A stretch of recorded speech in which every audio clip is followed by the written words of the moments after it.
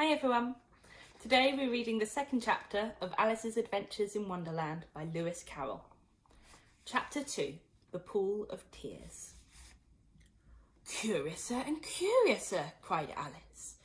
She was so much surprised that for a moment she quite forgot how to speak good English. "Now I'm opening up like the largest telescope that ever was. Goodbye, feet!" For when she looked down at her feet, they seemed to be almost out of sight. They were getting so far off. "Oh, my poor little feet! I wonder who'll put on your shoes and stockings for you now, dears. I'm sure I shan't be able to. I shall be a great deal too far off to trouble myself about you. You must manage the best way you can." "But I must be kind to them," thought Alice, "or perhaps they won't walk the way I want to go. Let me see. I'll give them a new pair of boots every Christmas." And she went on planning to herself how she would manage it. "They must go by carrier," she thought, "and how funny it'll seem, sending presents to one's own feet. And how odd the directions will look. Alice's right foot, Esquire. Hearthrug, near the fender, with Alice's love. Oh dear, what nonsense I'm talking." Just at this moment, her head struck against the roof of the hall. In fact, she was now rather more than 9 feet high, and she at once took up the little golden key and hurried off to the garden door. Poor Alice! It was as much as she could do, lying down on one side, to look through into the garden with one eye. But to get through was more hopeless than ever. She sat down and began to cry again. "You ought to be ashamed of yourself," said Alice. "A great girl like you, to go on crying this way. Stop this moment, I tell you." But she went on all the same, shedding gallons of tears until there was a large pool all around her, about 4 inches deep and reaching halfway down the hall. After a time she heard a little pattering of feet in the distance, and she hastily dried her eyes to see what was coming. It was the White Rabbit returning, splendidly dressed, with a pair of white kid gloves in one hand and a large fan in the other. He came trotting along in a great hurry, muttering to himself as he came, "Oh, the Duchess, the Duchess! Oh, won't she be savage if I kept her waiting?" Alice felt so desperate that she was ready to ask for help of anyone. So when the rabbit came near her, she began in a low, timid voice, "If you please, sir." The rabbit started violently, dropped the white kid gloves and the fan, and scurried away into the darkness as hard as he could go. Alice took up the fan and gloves, and, as the hall was very hot, she kept fanning herself, all the while she went on talking. "Dear, dear, how queer everything is today.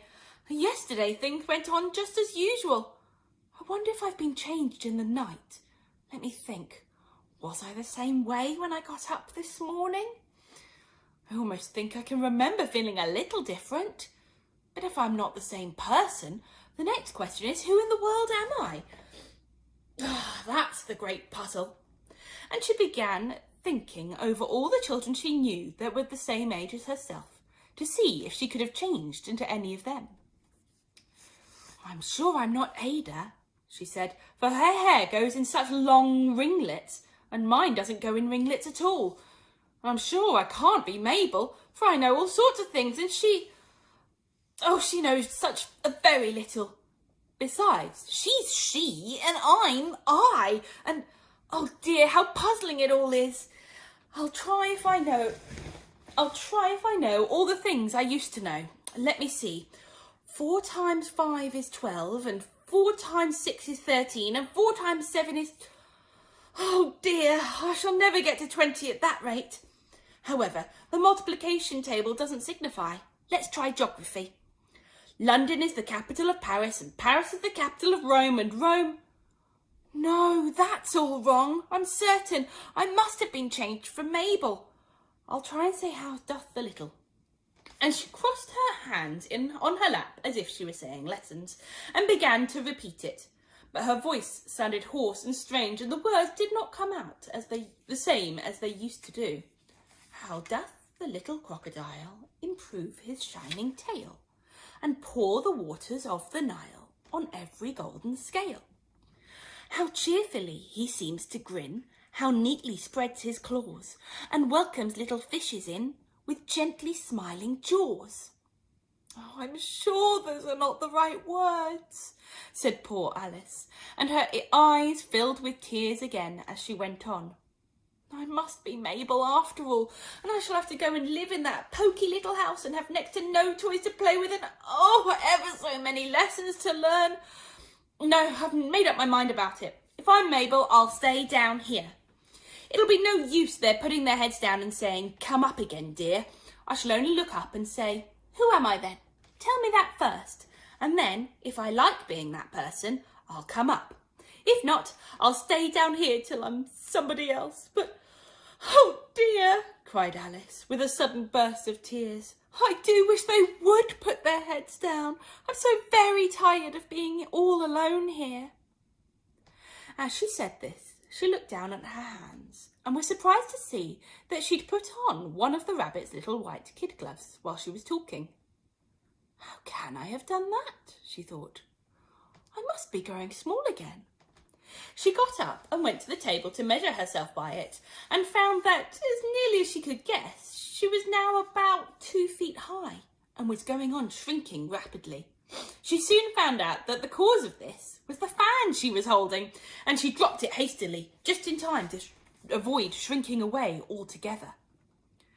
That was a narrow escape, said Alice, a good deal frightened at the sudden change, but very glad to find herself still in existence. And now for the garden. And she ran with all speed back to the little door. But alas, the little door was shut again, and the little golden key was lying on the glass table as before. And things are worse than ever, thought the poor child, for I never was so small as this before, never. I declare it's too bad, that it is. As she said these words, her foot slipped, and in another moment, splash, she was up to her chin in salt water. Her first idea was that she had somehow fallen into the sea, and in that case I can go back by railway, she said to herself. Alice had been to the seaside once in her life, and had come to the general conclusion that wherever you go to on the English coast, you can find a number of bathing machines in the sea, some children digging in the sand with wooden spades, then a row of lodging houses, and behind them a railway station. However, she soon made out that she was in the pool of tears which she had wept when she was 9 feet high. Oh, I wish I hadn't cried so much, said Alice as she swam about, trying to find her way out. I shall be punished for it, I suppose, now, by being drowned in my own tears. That will be a queer thing, to be sure. However, everything is queer today. Just then she heard something splashing about in the pool a little way off, and she swam nearer to make out what it was. At first, she thought it must be a walrus or a hippopotamus, but then she remembered how small she was now, and she soon made out that it was only a mouse that had slipped in, just like herself. Would it be of any use now, thought Alice, to speak to this mouse? Everything is so out of the way down here that I should think very likely it can talk. At any rate, there's no harm in trying. So she began. Oh, Mouse, do you know the way out of this pool? I'm very tired of swimming about here. Oh, Mouse. Alice thought that this must be the right way of speaking to a mouse. She had never done such a thing before, but she remembered having seen in her brother's Latin grammar a mouse of a mouse to a mouse, oh mouse. The mouse looked at her rather inquisitively and seemed to wink with one of its little eyes, but it said nothing. Perhaps it doesn't understand English, thought Alice. I dare say it's a French mouse come over with William the Conqueror. For with all her knowledge of history, Alice had no very clear notion how long ago anything had happened. So she began again. Où est ma chatte? Which was the first sentence in her French lesson book. The mouse gave a sudden leap out of the water and seemed to quiver all over with fright. Oh, I beg your pardon, cried Alice hastily, afraid that she'd hurt the poor animal's feelings. I quite forgot you don't like cats. Not like cats? Cried the mouse in a shrill, passionate voice. Would well, perhaps not, said Alice in a soothing tone. Don't be angry about it. And yet I wish I could show you our cat Dinah. I think you'd take a fancy to cats, if only you could see her. She's such a dear, quiet thing. Alice went on, half to herself, as she swam lazily about in the pool. And she sits purring so nicely by the fire, licking her paws and washing her face. And she's such a nice, soft thing to nurse, and she's such a capital one for catching mice. Oh, I beg your pardon, cried Alice again, for this time the mouse was bristling all over, and she felt certain it must be really offended. We won't talk about her any more if you'd rather not. We indeed, cried the mouse, who was trembling down to the end of his tail. As if I would talk on such a subject. Our family always hated cats. Nasty, low, vulgar things. Don't let me hear the name again. I won't indeed, said Alice, in a great hurry to change the subject of conversation. Are you fond of dogs? The mouse did not answer, so Alice went on eagerly. There's such a nice little dog near our house. I should like to show you. A little bright-eyed terrier, you know, with, oh, such long curly brown hair, and it'll fetch things when you throw them, and it'll sit up and beg for its dinner and all sorts of things. I can't remember half of them, and it belongs to a farmer, you know, and he says it's so useful it's worth £100. He says it kills all the rats and... Oh, dear, cried Alice in a sorrowful tone. I'm afraid I've offended it again. For the mouse was swimming away from her as hard as it could go and making quite a commotion in the pool as it went.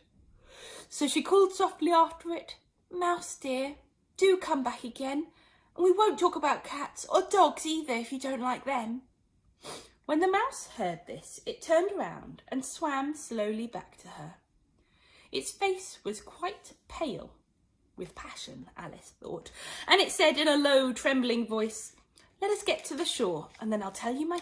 Let us get to the shore, and then I'll tell you my history, and you'll understand why it is I hate cats and dogs. It was high time to go, for the pool was getting quite crowded with the birds and animals that had fallen into it. There was a duck and a dodo, a lory and an eaglet, and several other curious creatures. Alice led the way, and the whole party swam to the shore. The next chapter is called A Caucus Race and a Long Tail. I hope you enjoyed today's one, and I'll see you very soon.